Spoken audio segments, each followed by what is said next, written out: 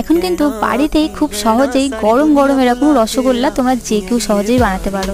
আমি যেহেতু পারছি তোমরা তো ডেফিনেটলি বানাতে পারবে। তো আজ বানিয়েছিলাম গন্ধরাজ রসগোল্লা। প্রথমেই আমি 1 লিটার দুধটাকে গরম করে নিচ্ছি, আর এখানে গন্ধরাজ লেবুর রসটাও কিন্তু বার করে নিচ্ছি। আর এখানে দুধটা কিন্তু ভালোভাবে ফুটিয়ে নিয়েছিলাম, তারপর লেবুর রস দিয়ে এটাকে ছানা কাটিয়ে নেবো। আর এখানে যদি ফুল ফ্যাট মিল্ক নাও তাহলে বেশ ভালো হবে। তারপরে সুতির কাপড়ে ছানাটাকে ঢেলে ছানার এক্সট্রা জলগুলো ঝাড়িয়ে নেবো। ওপরে একটু ভারী কিছু চাপা দিয়ে দিয়েছিলাম। এইবারে ছানাটাকে একটা থালায় ঢেলে হাত দিয়ে ভালোভাবে ম্যাশ করে নেবো। আর আমি এখানে কোনো রকম ময়দা আরারুট কিছুই দিইনি, আর সামান্য একটু ফুড কালার দিয়েছিলাম। দিয়ে এটাকে ভালোভাবে 5 থেকে 7 মিনিটের মতো আমি ম্যাশ করে নিই। তারপরে এইভাবে ছোট ছোট ছানার বল করে নিয়েছি। আর এখানে আমি চিনি শিরা রেডি করব। 1 বাটি চিনি, 3 বাটি জল দিয়ে ভালোভাবে ফুটে নেবো। কিছু এলাচ দিয়েছিলাম আর একটু লেবুর খোসাটাও ছাড়িয়ে দিয়েছিলাম। এটা ফুটে গেলে আমি রসগোল্লাগুলো দেবো। আর এখানে আমি 15 থেকে 20 মিনিটের মতো হাই ফ্লেমে ভালোভাবে ফুটিয়ে নেবো। ফুটিয়ে নিলেই কিন্তু খুবই টেস্টি রসগোল্লা রেডি।